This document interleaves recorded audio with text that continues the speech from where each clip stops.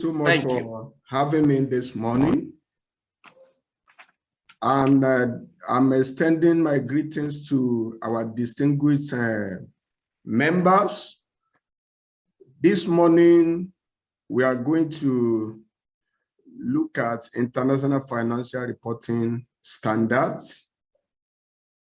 And majorly, we are going to look at the areas of these international standards that we really need to pay particular attention to, because time will not permit us to look at every aspect of these standards. But as governance practitioners, there are some areas that we need to pay particular attention to. So those areas, we are going to really look at them today. But I would like to advise that my presentation this morning will not be limited to what I have in my slide. So to that end, I will enjoin every one of us to pay special attention to what we have to say this morning. Once again, I want to say good morning to everybody. Okay, so the topic this morning says understanding the importance of IFRS in the preparation and interpretation of accounts, the role of chartered secretaries and administrators.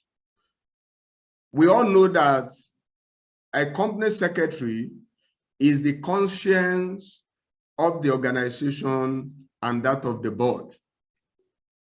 And I will say, as I used to say, that the company secretary is actually the most important staff of any organization.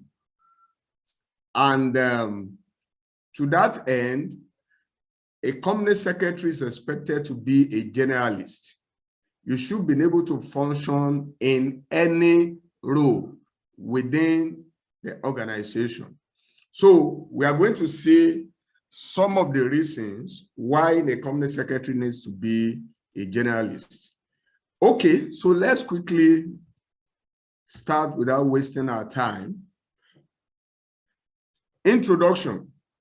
Accounting contributes to the corporate governance process by two major things. Accounting acts as a control process. So without accounting in place, it will be difficult to control the activities of an organization and the people we entrusted the financial resources of the organization with. So the second major contribution of accounting is that it provides economic information relevant to evaluating the effectiveness of corporate control. How do we know that, oh, the control we put in place is working? So what we tell us that is the accounting information we have available to our stakeholders. So companies raise capital, undertake transactions, or have international operations and subsidiaries in multiple countries. So because of that, there is a need for standards that will unify accounts that are going to be prepared in these international operations or jurisdictions. So because of this, there is a need for a globally accepted accounting guidelines that will help us to ensure that we have one account that investors and other stakeholders can trust and they can rely upon when they are making investment decisions. So in the past, such cross-border activities were complicated. So very, very difficult. You have organizations preparing up to 5 different accounts when this will have prepared just one. So it's because different jurisdictions have different accounting standards. So for you to invest in the company in Ghana, you need an accountant in Ghana to prepare an account based on this accounting standard in Ghana.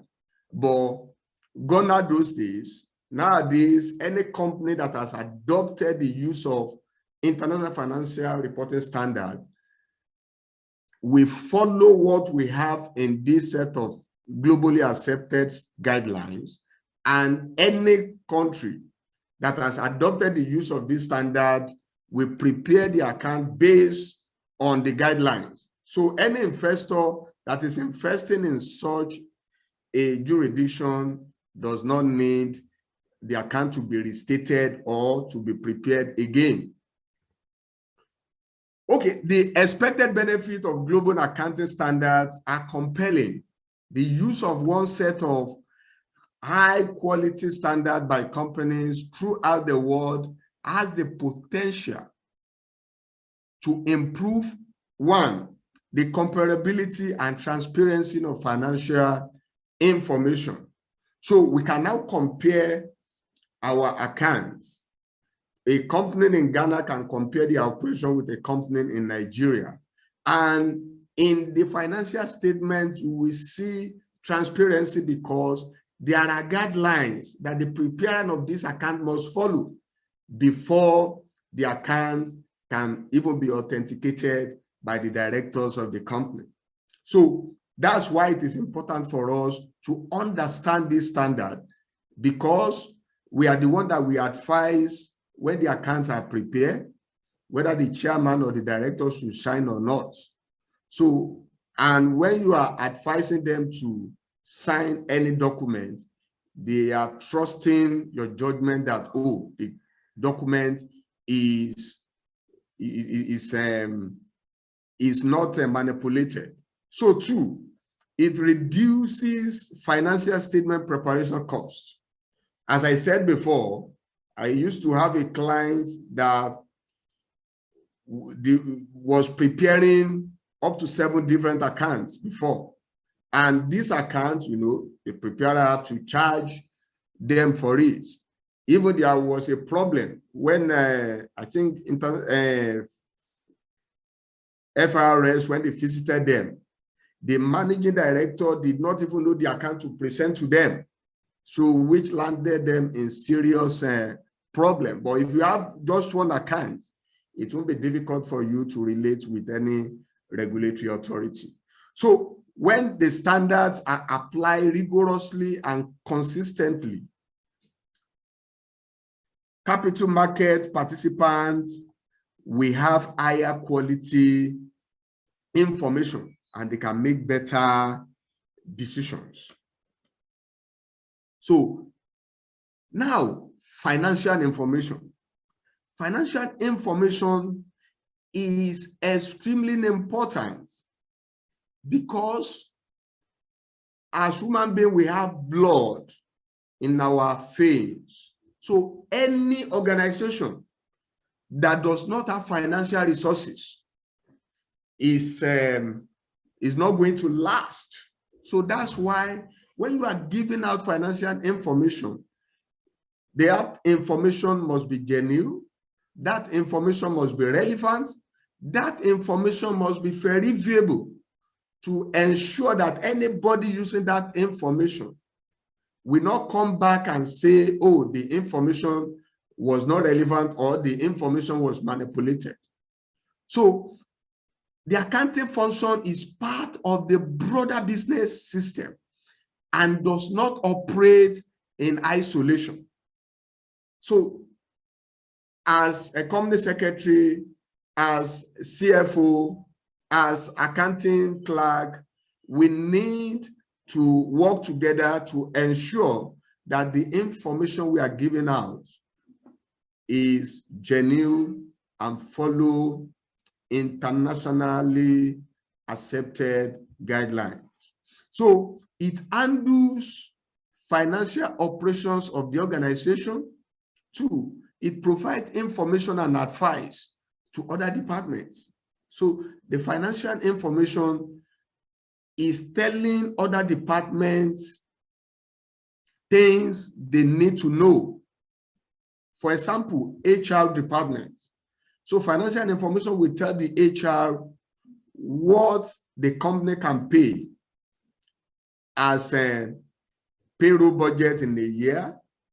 It will tell the HR department how many more staff the company can afford to employ.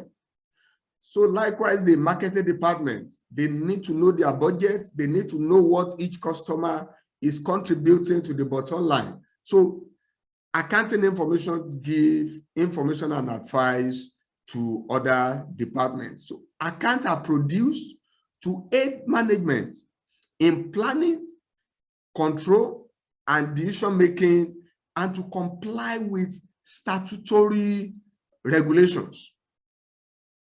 So a lot of companies are having issue with Financial Reporting Council of Nigeria nowadays. So if those organizations have actually followed the provisions, the guidelines in International Financial Reporting Standard, they would not be having the kind of problems they are having with Financial Reporting Council of Nigeria. So we are going to look at a particular example of IBTC. I think in 2015, they had a serious issue with Financial Reporting Council of Nigeria. And what actually landed them in trouble then was that they still believe that financial information or International Financial Reporting Standard is a box ticking as a standard that they just need to just say, oh, we comply, we comply. No. One thing about International Financial Reporting Standard is that it's a set of principles. And these principles, we are not saying you must apply them. We are not saying you must comply with them. But we are saying that if you have a better judgment, tell us the reason why you are not complying with the guidelines and the principles. Yeah. So we need to be aware that accounting work has to comply with a wide range of regulations to avoid penalties, including laws such as the CAMA. So very, very important. We need to know that. So organizations often lay down the accounting rules and procedures in writing, and this may form part of an organization manual or procedure manual. So we are going to look at it. International Accounting Standard Board produce what we call conceptual framework. It's a set of theoretical principles that tell us what we need to do if there are areas where there are no existing standard, so that we can prepare information that is relevant to different stakeholder groups. So that's very, very important. So there are various groups of people who want or need to know financial information. We call them stakeholders. So these people are a group of people that have interest in what the organization does, or what the organization does affect them in one way or the other. So example, we have the management, we have the employees, we have the suppliers, we have the customers, we have the investors, lenders, and the government and their agencies, and we have financial analysts. And these people need financial information for different purposes and interests. So in preparing our financial statements, we need to take into cognizance the information needs of these stakeholder groups. So quick information about accounting. Lucas Pacioli wrote the first printed explanation of double entry bookkeeping in 1494.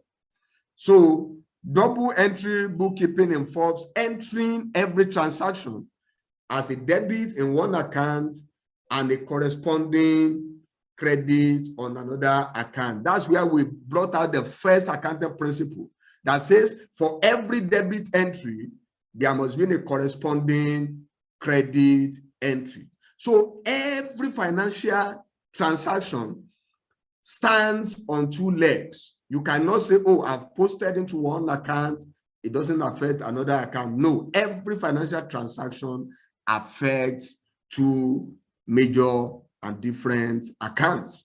So a complete, when they ask you, give us your financial statements, what are they referring to? They are referring to statement of financial position, statement of profit or loss and comprehensive income.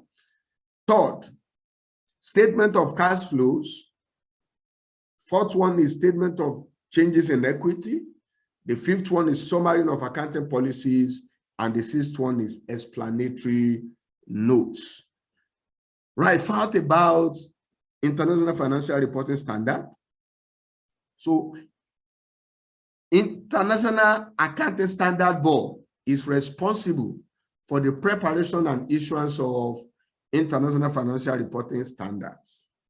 So the forerunner was set up in 1973, but it was, the structure of the organization was actually reorganized in May 2000 rather. So International Accounting Standard Board has the conceptual framework. It was originally issued in 2010, but revised in 2018, right? So as I said, this conceptual framework is not a standard on its own. Conceptual framework covers areas where there are no standard now, but a company may find itself in that area and they need to give information to stakeholders. So how can they get theoretical principles that will guide them in preparing financial reporting based on the new areas they find themselves where there are no standards? So these theoretical framework, these theoretical principles, we guide them.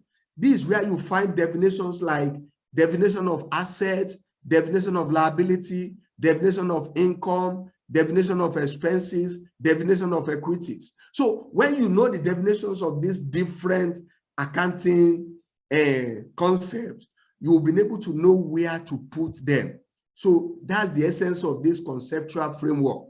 But anytime you have misunderstanding between conceptual frameworks and International Financial Reporting Standard, International Financial Reporting Standard will carry the day. So IFRS supersede conceptual framework.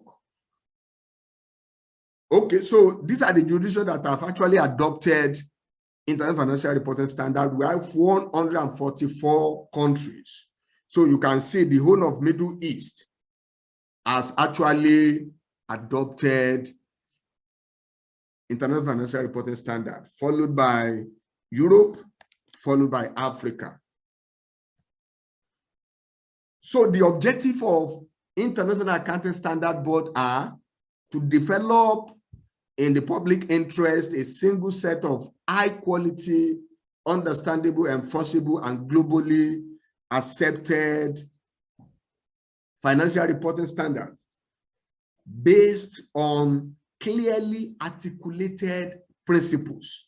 So don't forget, as I said earlier, that International Financial Reporting Standards are not rules. They are just principles that will guide us in preparing and presenting our financial statement. They are not saying you must comply. They are saying if you have a superior judgment, just explain to us the reason why you are not complying with the principles, right? So, two, to promote the use and rigorous application of those standards. So, three, to take account of as appropriate the needs of a range of issues, range of sizes, and types of entity in diverse economic setting. So we need to know the specific needs of our people. So when you know the needs of these people you are giving financial information, you will be able to take account of it into your financial statement. There are concerns about financial information nowadays in financial statements. We have three major concerns. Concern number one is that we don't have enough relevant information in our financial statement today. That's number one concern. No enough relevant information. Very, very scanty. When you lay hold of any financial statement, you see that 90% of what you find, they are not relevant. They are just compliance issue. We want to comply. Let us put this thing there. Number two issue is that too much irrelevant information in our financial statement nowadays. And the third compliance, which has to do with company secretary, is that information communicated ineffectively. We are the communication strategists in our organization. So we must ensure that financial information is communicated effectively. So that's why I suspect that's why this course is very, very important for our professional development. So fourthly, to promote and facilitate adoption of international financial reporting standard, being the standard and interpretation issue by the IASB through the convergence of national accounting standards. So they want to bring all the standards together from different jurisdictions. So if financial information is to be useful, it must be relevant and faithfully represent what it purports to represent. Information is relevant when, if that information is left out, the omission or commission of that information will affect the judgment or decision that the user is going to make. Faithful representation means that when you are looking at any financial information, don't look at the legal implication. You look at the substance, the commercial reality of that information. You don't just look at substance of the transaction. You don't just look at the legal form. You look at the substance. Substance means commercial implication of every information. So the conceptual frameworks help to ensure that standards are conceptually consistent and similar transactions are treated the same way. So it assists companies in developing accounting policy when no international financial reporting standard applies to a particular transaction. I've said that. So the IFRS bring transparency, benefit of international financial reporting standard, or we can call it importance. So the IFRS bring transparency by enhancing the international comparability and quality of financial information. So when you follow the principle in these standards, your financial information will be transparent, and you are going to see what the company's operations are really in the real sense of it. So they strengthen accountability by reducing the information gap between the provider of capital and the people to whom they have entrusted their money.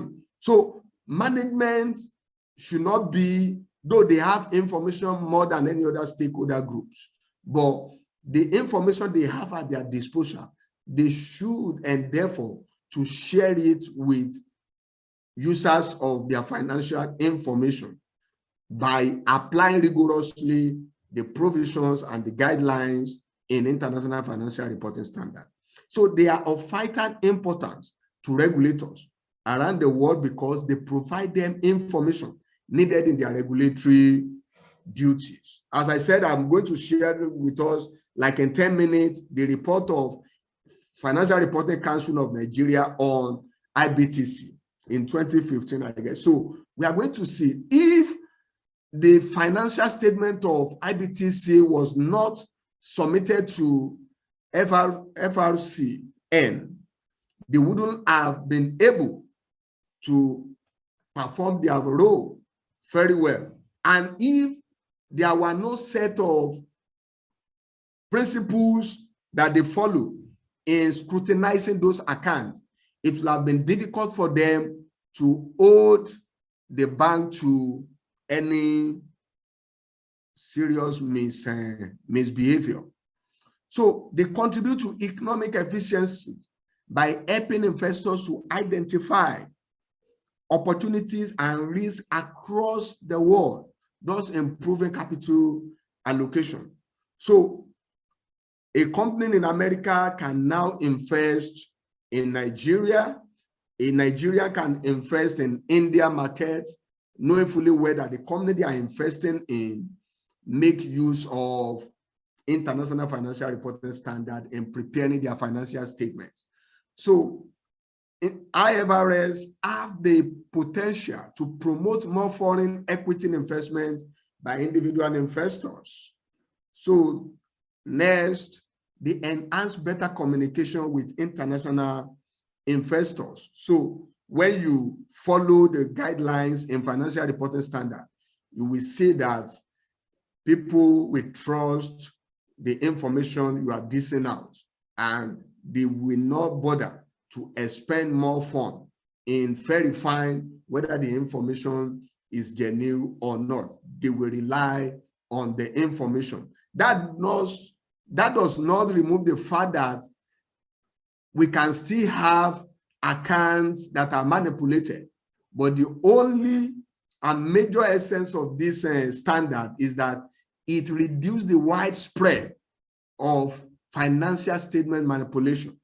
So lastly, the benefits, they bring an improvement in the quality of the dialogue between the company and its investors, because organizations are now interested in knowing what the interest of their investors are, what the interest of other stakeholder groups are, so that they can include it in their financial statements. So where do we come in as company secretary? So company secretary, as I said, we are the conscience of the organization and we are the conscience of the board. Any investor dealing with any organization, the first point of call is the company secretary office. So that means that we occupy a position of considerable influence at the heart of governance within our organizations. So by taking a proactive approach to achieving IFRS's compliance, we can set our organization up for good success. So we must ensure that the standards are implemented and used in a fair and ethical manner in order to realize the benefit we have itemized above. Because we need to make sure that our company don't just tick the boxes. We must ensure that we leave the letter and the spirit of the guidelines in international financial reporting standards, right? So the front-end reports, what we call the front-end report and annual report, are things like chairman statement, strategic and directors report, remuneration report, corporate governance report, the report of the various committees, the responsibility statements. Those things are called the front-end report in our annual report. So is the most often overseen by the company secretary, who will also ensure that overall the necessary statutory and governance disclosures are made either within the various reports or in the notes to the account. It's very, very important. It is our jurisdiction, it's our domain. We must ensure that necessary statutory and governance disclosures are made. Because when you have governance disclosures that are not made, the problem is yours, and no other person will actually take responsibility for it when regulatory hammers fall on your organization. So it's very, very important to ensure that every regulatory disclosure is made in our annual report. So the responsibility statement must be reviewed by the company secretary to confirm that, to the best of the director's knowledge and belief, the financial statements have been prepared in accordance with applicable accounting standards. Applicable accounting standards here, they are the International Financial Reporting Standards, and give a true and fair view of the assets, the liabilities, the financial position, and the profit or loss of the organization, and that the management report contains a fair review of the information required to be reviewed by the company secretary. So we can find that one in DTR, that's Disclosure and Transparency Rule 4.1.12. So the company secretary should, from time to time, organize enlightenment programs on international financial reporting standards. So it's very, very important. Oh, so this is the jurisdiction of finance department. No, because for a company to rigorously adopt and apply an international financial reporting standard, you need the management and the board buying in. And for you to be able to convince them that it is important to apply international financial reporting standard, we must ensure that the board members understand the benefit, understand the consequences of not following the principles and the guidelines in international financial reporting standard. So it is our duty to organize programs. You can put it as part of your induction training. You can put it as part of your management briefings. You can put it as part of your management meeting agenda, so that everybody will be on the same page that international financial reporting standard has come to stay, and it is important to leave the letter and the principle and the spirit of those standards. So financial reporting standard and provisions of the Financial Reporting Council out of Nigeria mandated companies to follow the provisions of International Financial Reporting Standard. The Financial Reporting Council out of 2011 buttresses that. So the board of directors should contribute to making communication of information in companies' financial statements more effective.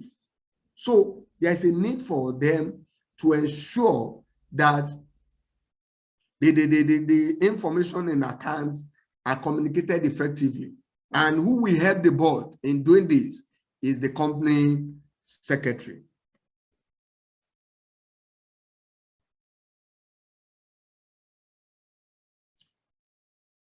So, as I said, it's very, very important to ensure that we understand our role as the gatekeeper in our organization. We are the compliance officer, and our role is not limited to compliance. We must ensure that financial information that we give out from our organization presents the real happenings within our organization, and the information therein is extremely relevant. Any irrelevant information, we must ensure that we leave them out of our accounts. So let me briefly share with us the International Financial Reporting Standard we have an issue as of today. And after that, I will go to statutory report on the standard IBTC, or what is their name, and then I'll be ready to take our questions. So let me quickly share with us the International Financial Reporting Standard and I come back to my slide to conclude.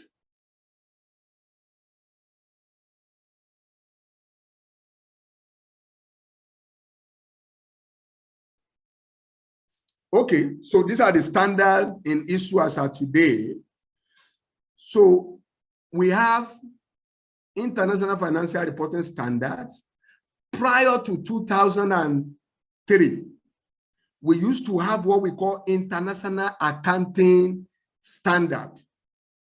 But any international accounting standard you see here is prior to 2003. So please, we need to note that.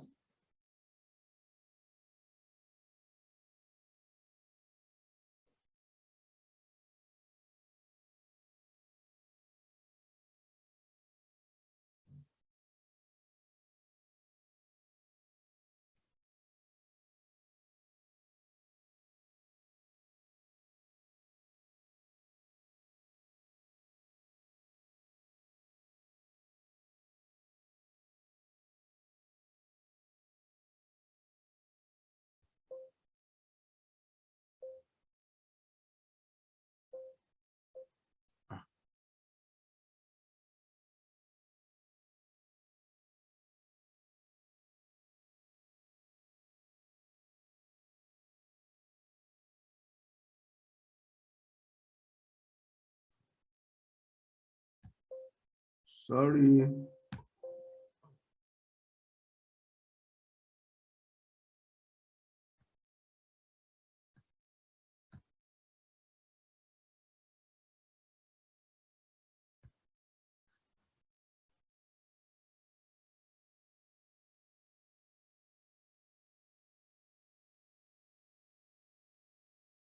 Okay. We have, so as I said, International Financial Reporting Standard 1 is called First Time Adoption of International Financial Reporting Standards. So IFR 2 is share-based payments. Third one is business combinations. The fourth one is, okay.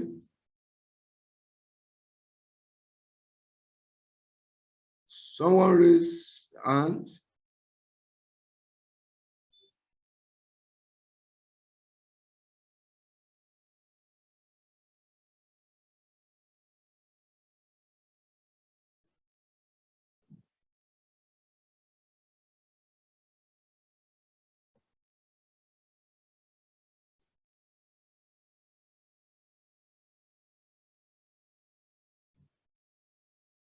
Okay, are you not hearing me?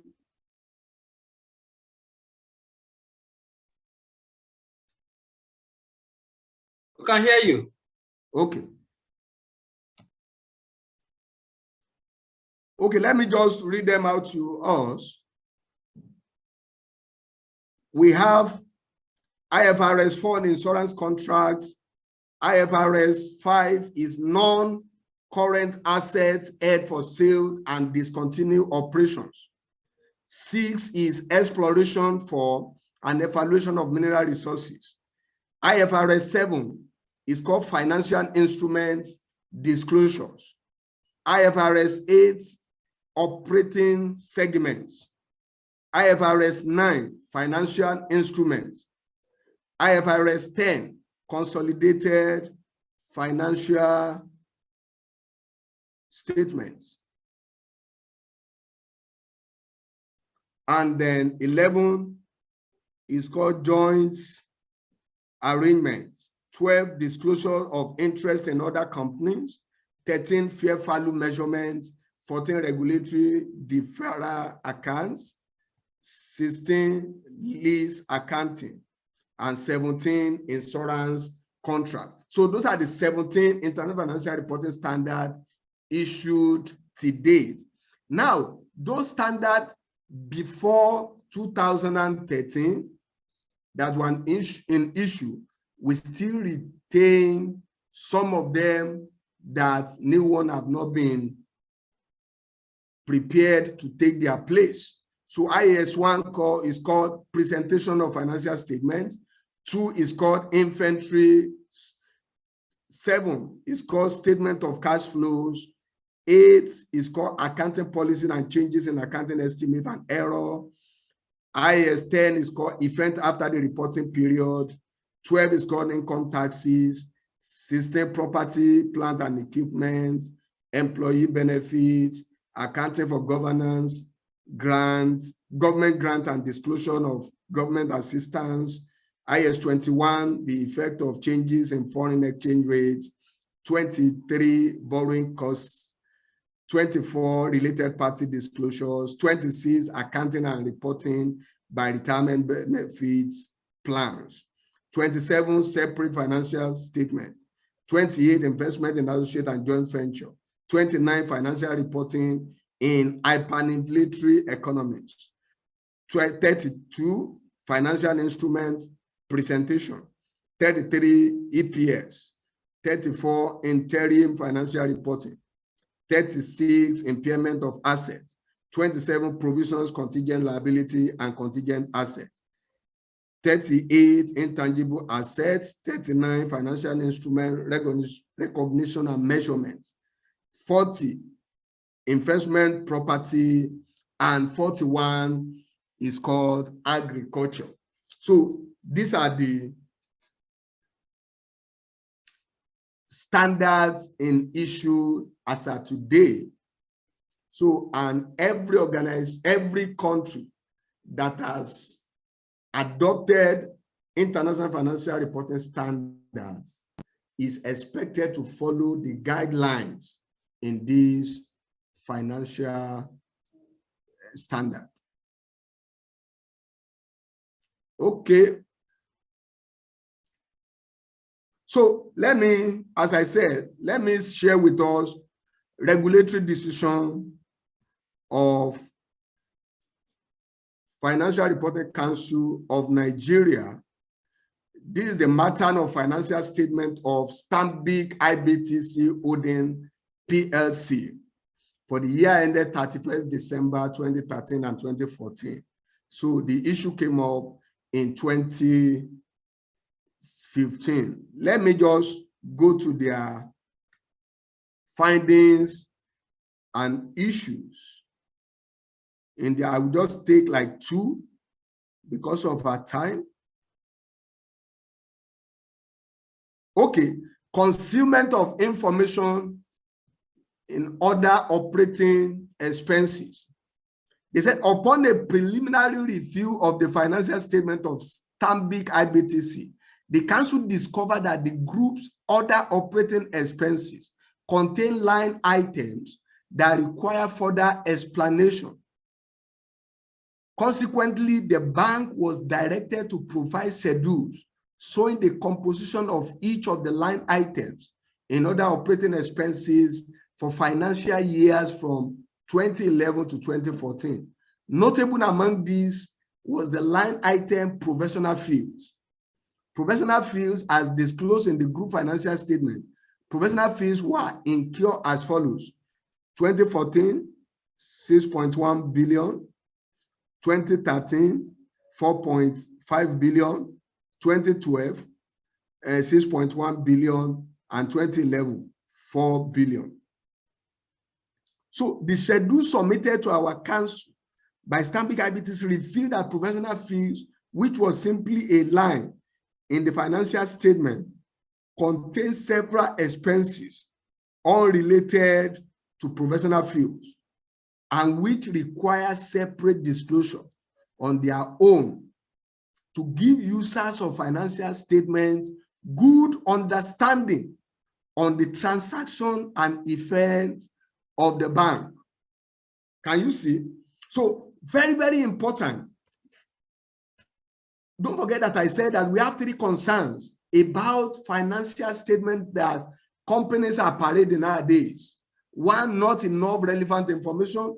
2, too much of irrelevant information. And 3, information communicated ineffectively. Though Stanbic IBTC communicated information, but they communicated it ineffectively, and the classifications were not actually correct. They are trying to hide some information. So if they have taken their financial information as a communication tool, they wouldn't have landed themselves in this problem, because now the regulatory body now said they are concealing some information that ought to be explained and communicated well in their financial statement. That's one. Let me take another one before I conclude. So donations. It said several donations were concealed in others. The group disclosed its donations in the annual report in compliance with the requirement of CAMA.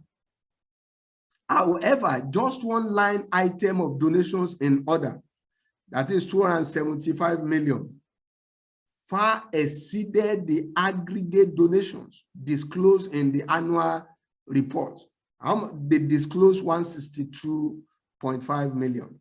So they also could not confirm the entity this amount was donated to when questioned further at the meeting of 16th October 2015. So this is one of the problems we encounter when our organizations take financial standards as a box-ticking exercise.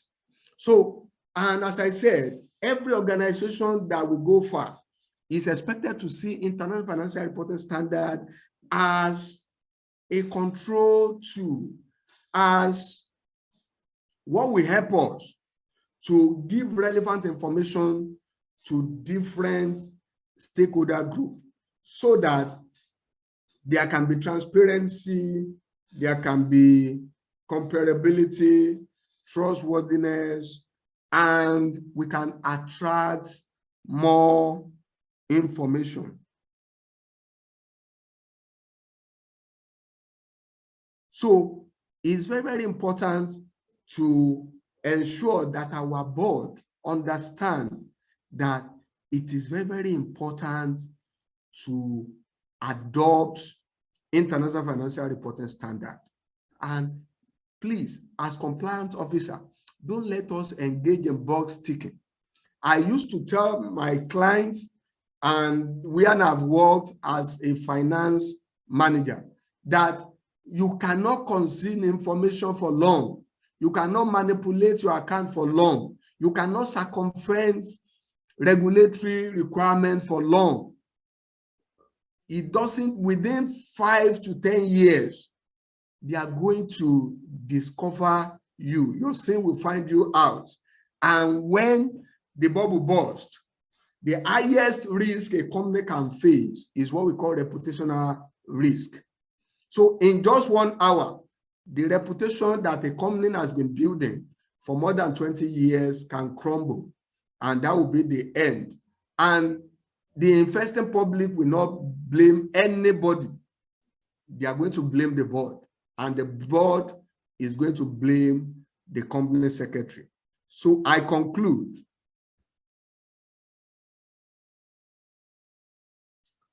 So international financial reporting standards are used in a wide range of countries and jurisdictions. If a company is not compliant with international financial reporting standards, it may be more difficult to receive investment or business credit. That used to be a problem in this part of the world, Africa. The developed economies believe that our information here are not transparent. What we dish out is different from what is happening. But now that we've gradually started adopting international financial reporting standard, you now see a lot of foreign companies showing interest in local businesses. So, and that in a way has been encouraging startups, because you know that once you start a company, within 5 to 10 years, you can actually offload it. You will get a buyer that will bring you $, and then you can retire early.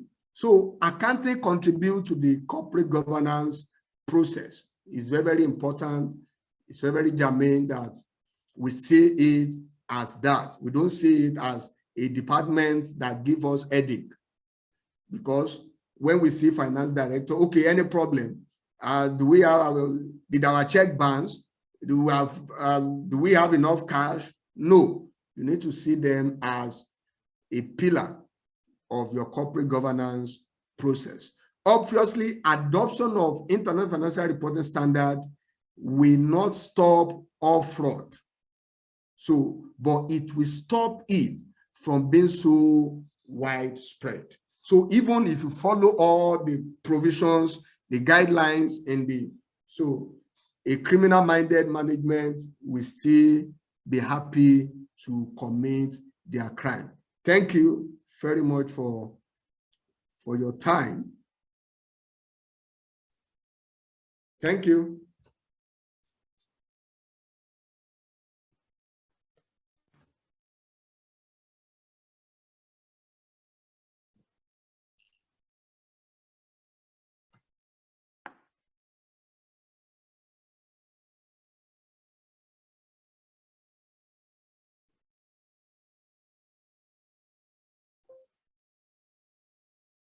Hello?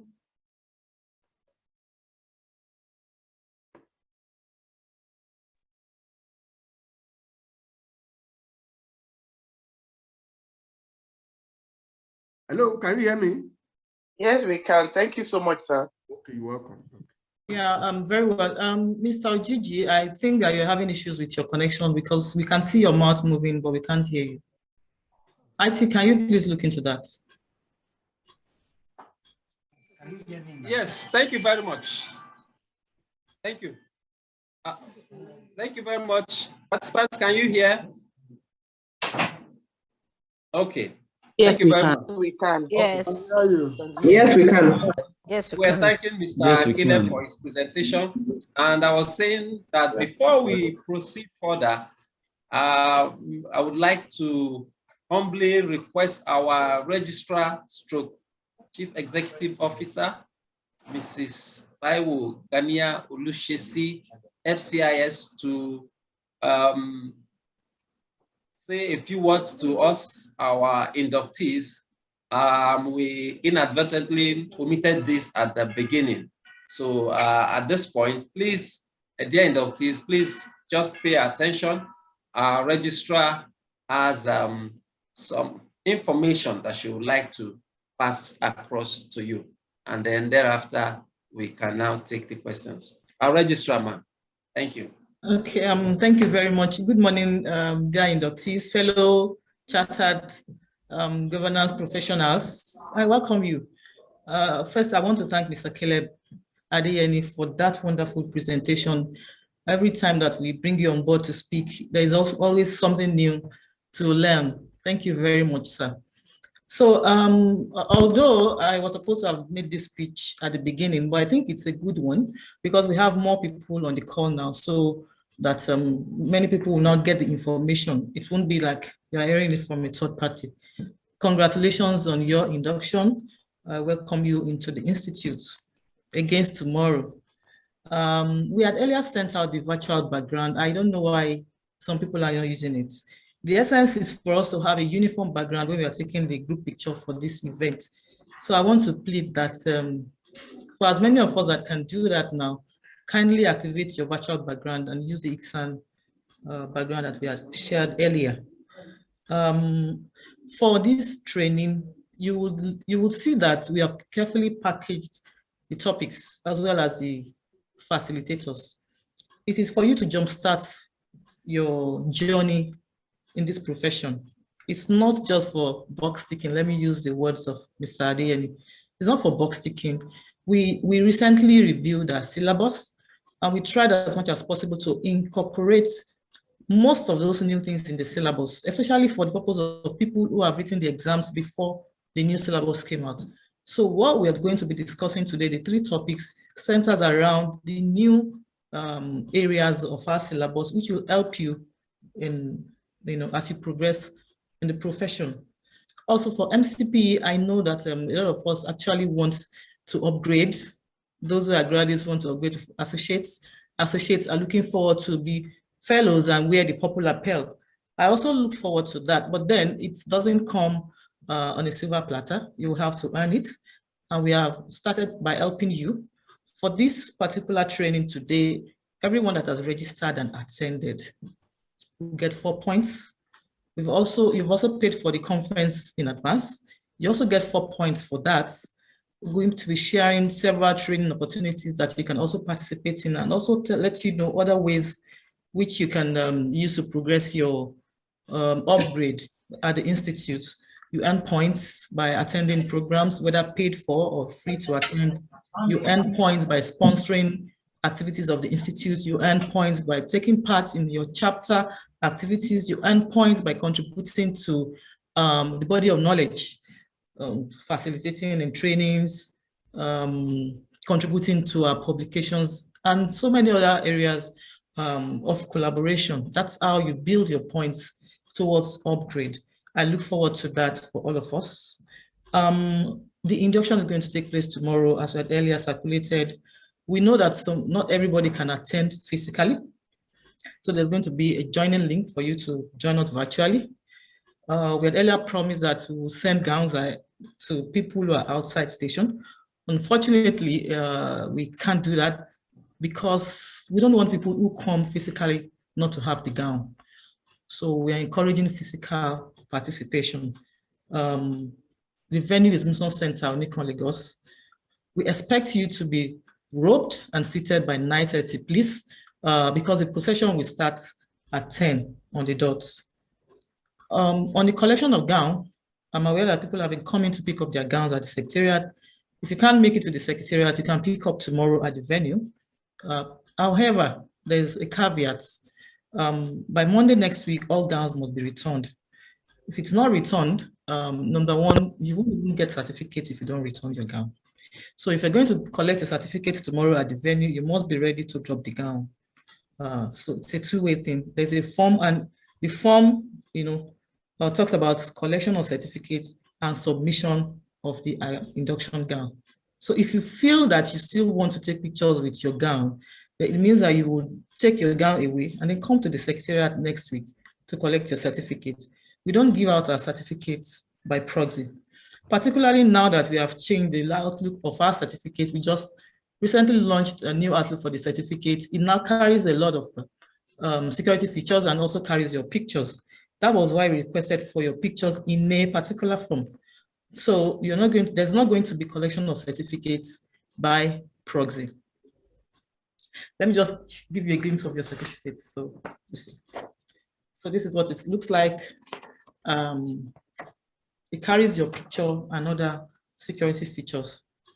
Tomorrow you'll get it. After tomorrow's induction, there's going to be a WhatsApp platform that's going to be created for this particular class. That's a class of 2022, where you can interact, share knowledge. We also will be sharing information on that platform. I want to urge everyone to actively participate on discussions on that platform. There's also going to be an ESCO for your platform. We have reached out to members of this class, and you have given us names of people you think that can serve as the drivers of your class. Tomorrow we shall reveal them after consulting with them, and once they agree, we'll reveal them at the venue of the induction. Also, we have chapters. We have the Lagos State chapter, we have the Ogun State chapter, we have Oyo State chapter. Currently, we have the Edo Delta, we have Enugu, we have Anambra, we have Kano, we have Kaduna, we have Abuja, we have Uyo, that's Akwa Ibom, and we have Rivers.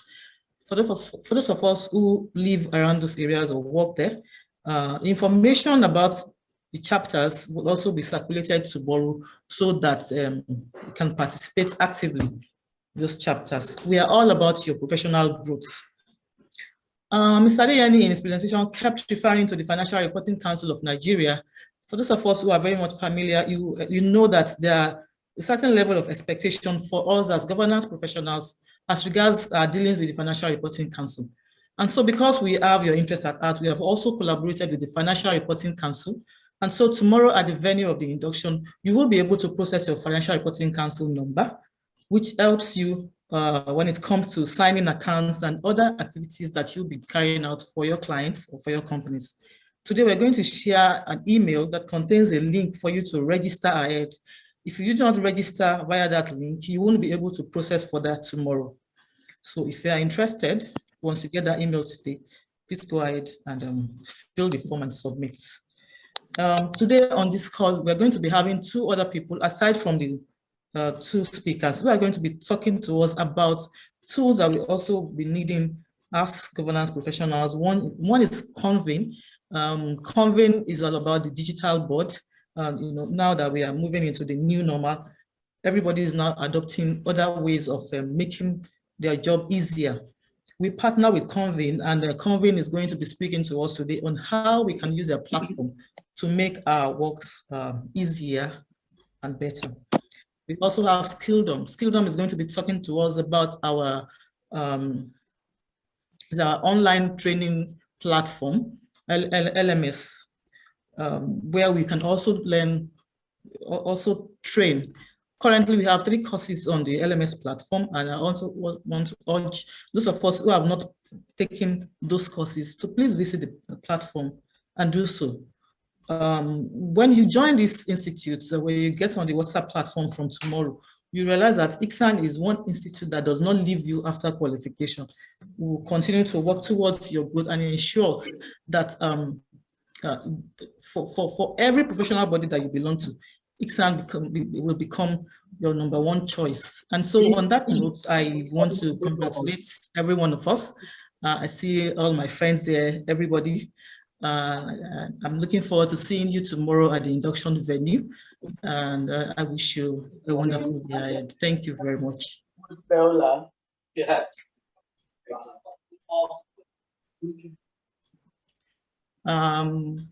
MC, please, where are you? Okay, I think we can safely move to the question and answer session. Mr. Adeyemi, how do you want the questions? Do you want also identify people who can ask the questions and then they unmute and ask the questions or make their comments, or do you want it typed in the inbox?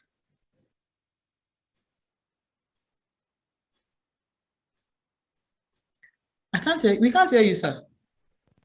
Hello, good morning. Good morning, Monsieur. Just a minute, sir, because we can't hear the lecturer. Mr. Adeyemi, you're not audible, sir. IT, can you please look into this challenge because his mouth is moving, but we can't hear him.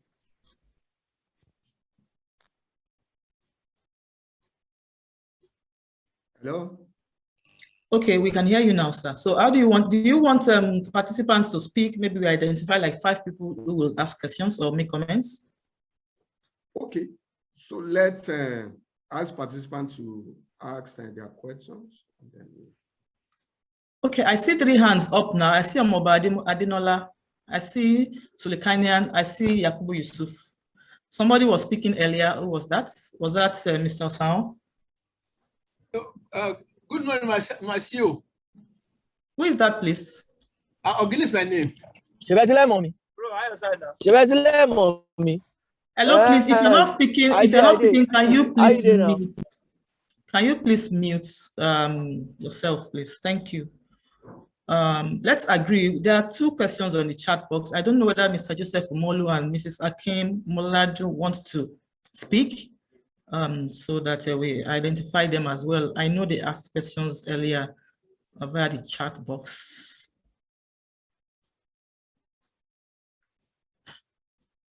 Okay, Mr. Ogini, sir. Okay, madam. Any invitation card or maybe get pass for the participants, for the inductees? No, inductees gets, you are free to come in. But like we said earlier, only you will be admitted. No visitors, no okay. Second person. And aside from the fact that we want to control crowd, you are aware that COVID has started again now. We have to be careful. Okay, thank you. Okay, somebody is asking about people outside Lagos. Please, that will not be on this platform. You will talk to us privately, please. Thank you. So questions, please. Sulikanian, your hand is raised. Okay, Mrs. Foluke Akimolade, can you please unmute Yes. and make a point? Is it for Mrs. Sulukanian to contribute or the person you just mentioned? Oh, okay, because you are Do not I have the unmuted. floor? Yes, you have the I floor, have- please. Thank you. Good morning, sir. Very insightful training session. Number one, I had typed this on the chat box. The usual standard, requirements is the reasonable standard. But I heard you mention the need to be faithful. So, and I'm kind of wondering, how do we begin to measure, a standard that is, in quote, faithful? Secondly, is the fact that, yes, we quite appreciate the enormous responsibility of the company secretary, particularly as it relates to the issues of governance and compliance.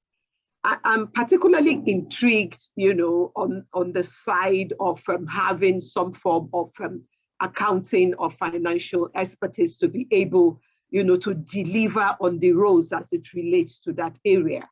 And for most of us, it's something, that we continue to struggle with because our profession basically is not accounting primarily.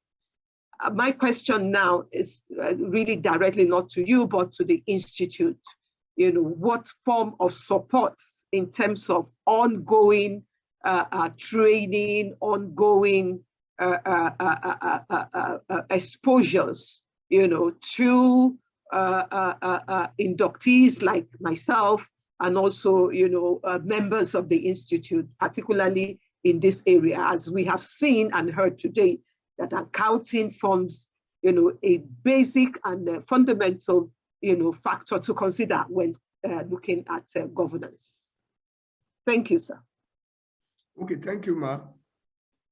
How do we know that the information we have in our financial statements is faithful? Right? That's your question, madam. Yes, sir, because the Okay. accountants will say reasonable opinion. What's your report? Now, faithfulness is being demanded. Thank you, sir. Yes. I said something about conceptual framework. Now, we have just two qualitative characteristics of a useful financial information nowadays. So one of them is relevance. The second one is faithful representation. So what we mean by faithful representation is that the information you give to us in your financial statement, are you with me? I'm with you, sir. Actually represents what we purpose that it represents. Like what I read to you from Financial Reporting Council report on Stanbic IBTC. The bank told their financial statement user that this is professional fee that we pay in XYZ year. But when you look at the accounts, you will discover that what they said the figure was is not what the figure is in the sense of it. So it means, in a way, the information given is not faithful enough. It is not doing what they said the information should do. So I'm not actually condemning their financial information, but that's the regulatory authority's perspective. But if they had looked at these qualitative characteristics very well, they will have communicated effectively. Don't forget that I said we don't have not having enough relevant information in our financial statement, but communication, how we communicate the information, is the major problem we find ourselves with in this part of the world. Maybe if that information had been communicated effectively, maybe the regulatory authority would not have picked on it. So what we are saying in essence when we talk about faithful representation is that the purpose for which we want the information to perform, that information must perform it in our financial statements. So thank you, sir. That's just the meaning of faithful representation.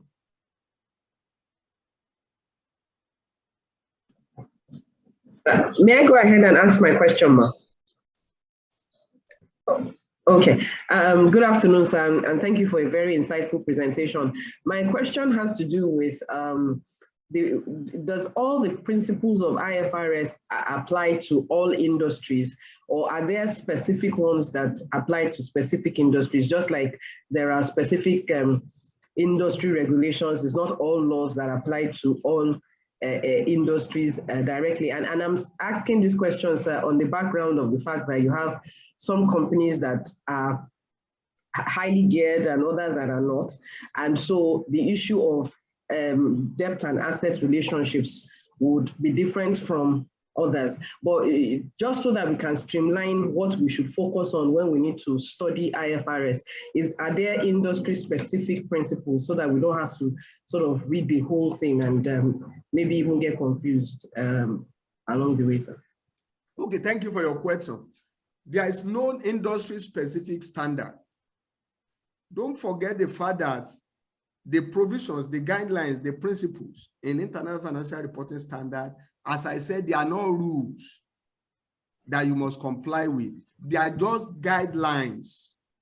They are just principles that if you feel like, oh, this principle is applicable to my industry, you comply with them. And you tell us why you are not complying with this particular principle is because it's not applicable to your industry. The setter of financial standard, they group all the organization globally into two segments. We have large companies and we have SMEs. So we have different standards for SMEs.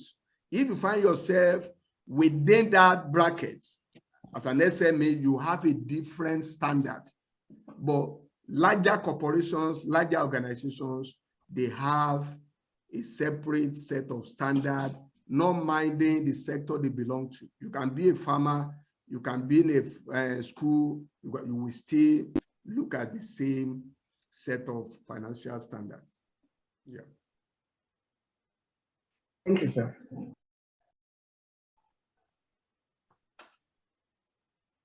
Yes, okay, any more questions? I can see some hands. Please go ahead. Yes, good morning, everyone. I would like to begin by thanking the CEO for a particular statement she made that ICSAN does not just qualify you and throw you into the market to find your level. We have a lot of institutes that tend to do that, and it doesn't help the members. Thank you for that promise, and we look forward to a very vibrant practice on this platform. I want to thank Mr. Caleb for the insightful presentation. Where I want to comment is the issue with Stanbic IBTC. What happened to IBTC could happen to almost about 80% of companies that report in Nigeria, that report to the FRC. But what I see, the issue I see with financial reporting in Nigeria as it is now, has to do with the capability of the auditors to adequately audit these financial statements and bring it up for review within the time frame that is granted by regulators. Now, we have about 90% of financial statements of companies listed on the Nigerian Stock Exchange resting in the hands of the big five. Yeah. Alone. If you are not one of the big fives, they will not allow you to audit their accounts. And these big fives do not even have adequate human resources to carry out these audits within a space of 2 months that is provided. you see them scrabbling for time and extension and so on and so forth. Last year, SEC turned down all the companies that requested for extension of time to provide audited financial statements. Within this time frame, you see the companies themselves within this scope try to cope with the target they are given, and a lot of things go wrong. And it is good that you've come to inform company secretaries that they are wholly involved. At the end of the day, if there is a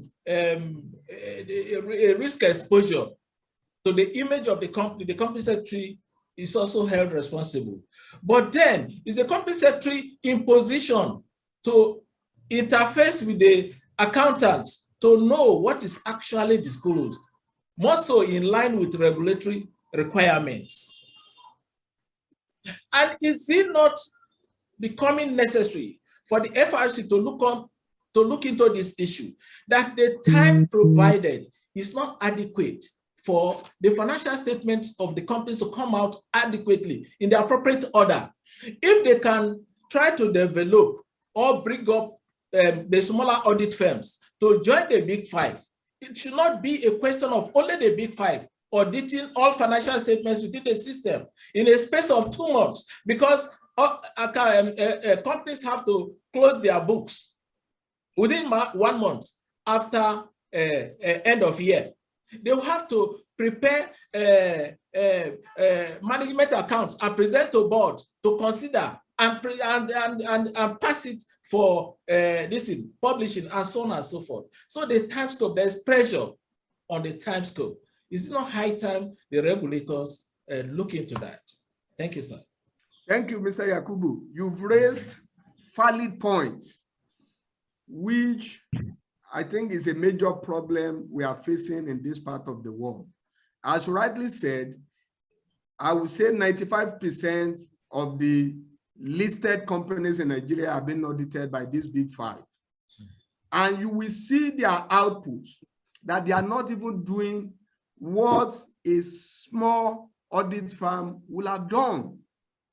But the problem is, if these companies are not being audited by the big five, the investor community in this part of the world may not believe the information you have in their accounts.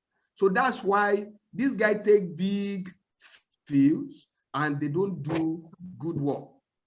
So I've seen a lot of financial statements prepared by these big five that I trash them, that, okay, these accounts are not in line with international financial reporting standard.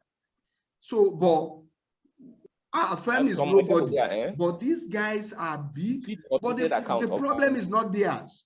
The companies, they will have reduced their cost, but the investing public in this part of the world, they are the ones encouraging organizations to patronize this big five. I work with an SMA. We audited our accounts with a guy that will take 500,000 from us. When we presented it to some investors in Nigeria, they said it has to be KPMG or PricewaterhouseCoopers or Akitola Deloitte. So you see the problem. We now went from paying 500,000 to paying 4.5 million naira to this guy. But we will our auditor will have done a better job than what this guy gave to us, but because of their name. So that's the problem we need to look into in this part of the world. If I'm very sure now that we have alliance with the federal, what's it called, Financial Reporting Council of Nigeria, let them encourage these guys to patronize small audit firm, and they will see the quality of work that this firm will turn out, because they are hungry. They are not big enough. They need to make name, they need to make money. So they are going to do good work. And again, professional bodies in Nigeria, they are not helping matters. ICANN just incorporated financial reporting standard in their study materials in 2019. So prior to that time, it means what their members were dissing out were not in compliance with international financial reporting standard. because how many of them go on their own? Very good. So that's a big problem. Thank you so much for your